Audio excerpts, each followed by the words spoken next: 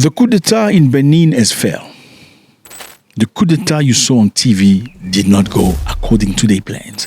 The coup leaders have been defeated and the government is back in place. What's happened in this situation? Rumors say that France came into the party, helping Benin regain control. Some people are saying that Nigeria has sent aircraft to go and bombard the coup leaders and ground troops to give them support.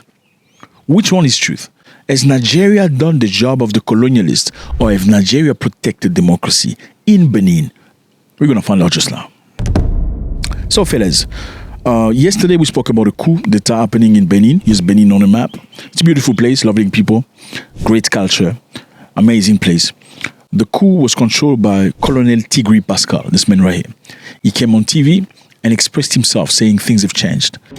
Number one, he called for massive support for his action. Number two, he clearly asked France not to interfere with internal businesses. Good evening. I am Colonel Pascal. Since this morning, we have launched an operation aimed at freeing the Beninese people from the dictatorship of Patrice Talon and from the freedoms he has long taken away from the Beninese people. We invite you to give massive support to our action, and we call on the French government not to interfere at all in the internal affairs of our beloved country, the Republic of Benin. Now, in this video, we're going to go back into time and try to understand what's really occurred. I mean, it's not every day you get a coup d'etat. People going on TV and saying we've taken over the country. And it usually happens that way when it's happened.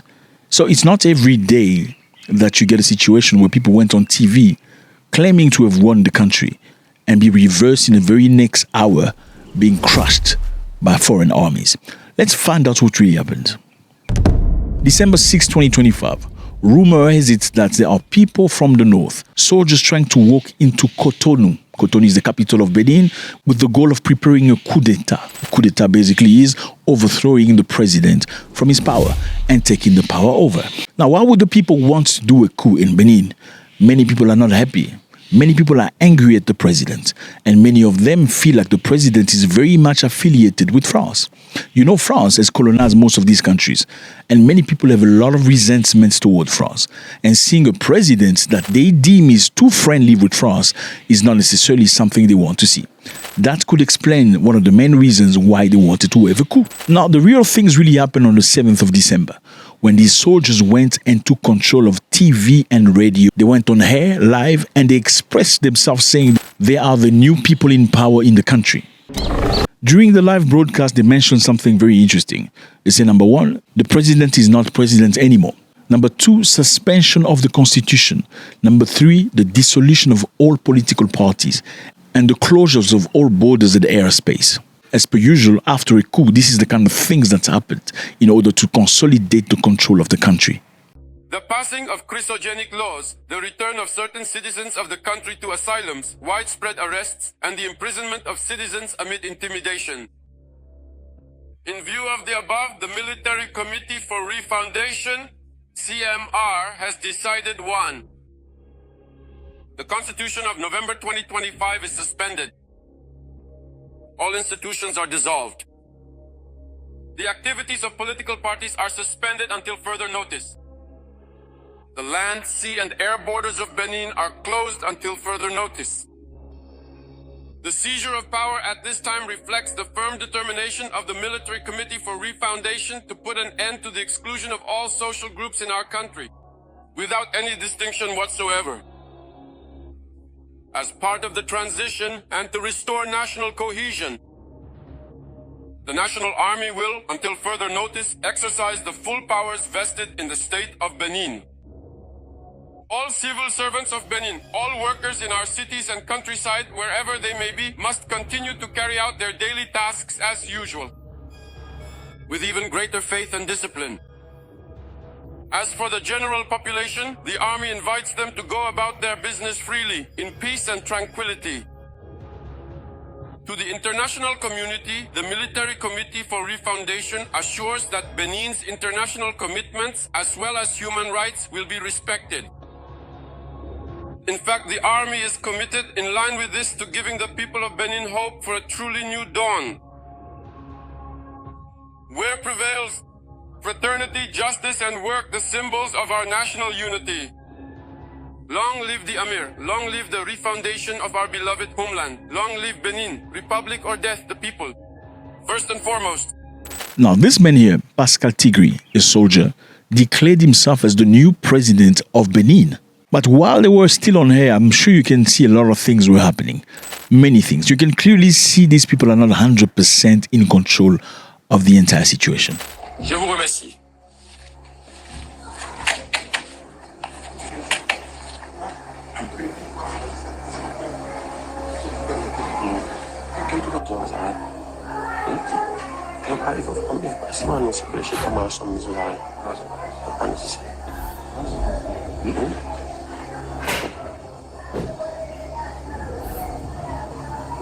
Allons-y vite. Non, pas vite.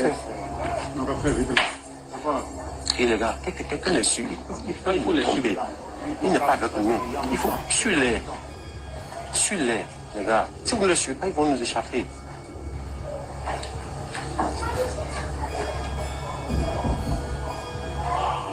Il faut les poser la main. C'est bon,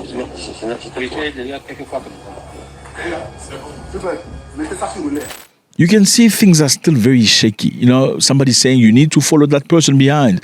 Don't let him go, he might disappear. It clearly shows that there isn't really control of the situation. Now, why would these people, instead of going to the presidential palace, will go to the national radio and TV station? Well, it's very simple. In many coups, when it occurs, the first place they want to take control of is usually the airport, then the TV station. Why do they need a national TV station? Because through the national TV station, when you broadcast saying, we are now in control, two major things happen. Number one, you get the soldiers that always wanted to overthrow the presidents to finally come out. Because at that point, they will have the courage knowing that we're not by ourselves. There are some people that think like us that are actually in power. Number two, you scare the people that are willing to resist. Because when they watch on TV, you saying we are now controlling the country, the president is not president anymore, the constitution is suspended, they fear for their lives because they don't know the reality. They don't need to see the reality. What you see on TV has much more impact than factual things that you see on the ground. Matter of fact, is just remember COVID. You saw all these reports on TV of people being unalive. Oh, thousands of people were unalive in this town. Did you see people unalive? Most of us didn't see no. Did you ever see somebody fall on the ground because he's choking of COVID? No, but we just heard report from the TV. So TV is a very powerful tool in these circumstances. Those are the reasons why most school leaders want to take over TV stations first. Now, the other question is this one. Did these soldiers trying to do coup by themselves, or were they perhaps motivated by a political party? Well, we need to look into the concept of Benin. This is Benin. Benin is supposed to be a democratic country. Benin is supposed to have election on April 2026. And obviously, several candidates have submitted their application. But amongst them, some of them have been dismissed from the race. And the most prominent person that's been dismissed from the race is this man right here. His name is Thomas Boni Yayi. Who is Thomas Boni Yayi? Thomas Boni Yayi is a Beninese politician and former president from 2006 to 2016. He's now the head of the opposition party Les Démocrates and remains a major political figure. He was an ex-president. He still wants to run as a president, and he poses a major threat to the local government. But he was dismissed through his political party. He cannot be part of the elections. And this could be perhaps one of the main reasons why people are angry. They feel like things are manipulated. Now, the current president, this man right here, Patrice Talon, cannot run for presidency. Now, he's assigned this man, Romuald Mouadani. This is the man that he proposed to replace him. His background, obviously, is a chartered accountant. He's trained in France and in the US. He worked in private sector before joining the government as a Minister of Economy and Finance. He's a very strong candidate, and the only person that was very much capable of defeating him is this man right here, Yayi, that was pushed to the side, ineligible for elections. Now, many hours later, Alassane Seydou, Minister of Interior, made a speech that was very angry. Dear beloved compatriots, in the very early hours of this fateful Sunday, December 7th, in the year 2025, a small, misguided group of rebellious soldiers regrettably staged a mutiny with the explicit and dangerous aim of profoundly destabilizing the legitimate state and all its vital institutions. In response to this situation, the Beninese armed forces and their leadership, faithful to their oath, have remained loyal to the Republic. Their response made it possible to keep the situation under control and to thwart the plot. Therefore, the government urges the population to go about their activities as usual. Thank you. Now, as you can see, many questions have been asked. Who helped them defeat the push? Because, these people control already the radio. It means they control a major part of town. There was bullets flying across, so they fought against the army. But something happened. Who came on board to save Benin? Was it the French, perhaps?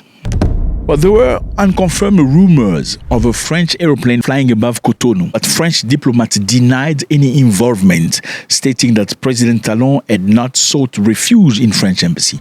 Now, there's also another account about Nigeria. Did Nigeria save the government in Benin?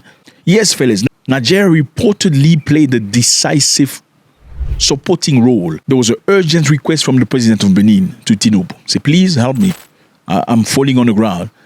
Please help me now. And Tinubu ordered Nigeria Air Force fighter jets to enter Beninese airspace and take control of it and strike coup-held positions, like the TV radio station was struck by Air Force from Nigeria. So they also apparently sent ground troops into Benin to go and help them. You can see on the map, Nigeria and Benin are very, very close. Very same culture in some areas. They believe in voodoo as well, and stuff like that. Very interesting. So the question is this one. Nigerian Air Force helped the Beninese government to stay in power. Or else it would have been another case of Mali or Burkina Faso or Niger. Were these people trying to be like Burkina Faso with the same mentality of going away from France or not? What we can clearly see is they didn't lack the president that is actual. And this president is a great friend of France. Maybe that could be one of the reasons. Now, the question again is this one. Why would Nigeria go to Benin? Well, if you look back on December 7 and December 8, the French President Emmanuel Macron publicly pledged renewed support for Nigeria as it faces growing security threats. Wow, interesting. Renewed support for Nigeria as it is facing growing security threats, particularly terrorism attack. So Macron's confirmed that he had spoke directly with the Nigerian president, Bola Tinubu, and promised deeper cooperation and aid for affected community. Macron of France spoke with Tinubu, saying, I'm going to help you in many areas to fight whatever you're happening with in your country and also provide you with aid and provide Nigerian army with training. Why would France do that? We know people don't just become friends out of the blue. And all of a sudden, Nigeria reacts in Benin. Nigerian President Tinubu said that the action by Nigeria was for them to defend democracy.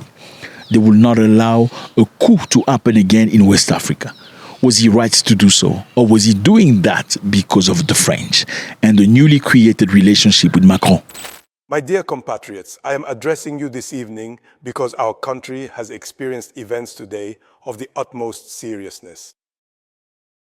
Indeed, a small group of soldiers, under the pretext of false claims, has started a mutiny aimed at attacking the institutions of the Republic and destabilizing our nation, thereby calling into question the democratic order.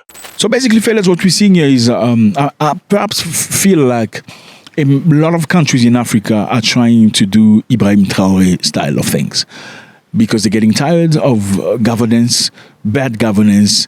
They're getting tired of many things. These soldiers accuse the government of being a dictatorship government. They accuse them of being selective on people they promote. They accuse them of stealing the goods and the funds of the country for their own purposes. So you see the causes seem to sound very similar. Whether the internal ideas are different, it looks like they're trying to paint it in a very same picture or very same brush. But they failed this time around. Does this show you that ECOWAS perhaps is going to be very much stronger against any attempt of coup d'etat happening in Africa? Because clearly, if you let it happen to the neighbor's house, you're going to be next. So the best way to discourage people in your own country is to make sure that elsewhere it is crushed and shut down in the most emphatic way possible. And also, why would the country tell the entire world that we had to call on a neighbor to come and help us defeat our enemies? It doesn't look very good. My question to you is this one. Do you think Benin defeated the coup leaders or they indeed received help from Nigeria? The second question is this: do you think Nigeria acted out of themselves, like Tinubu says, it's because of democracy that we are defending, or they did it because of their brand new relationship with France? Let me know how you feel about this. It was a great pleasure. God bless.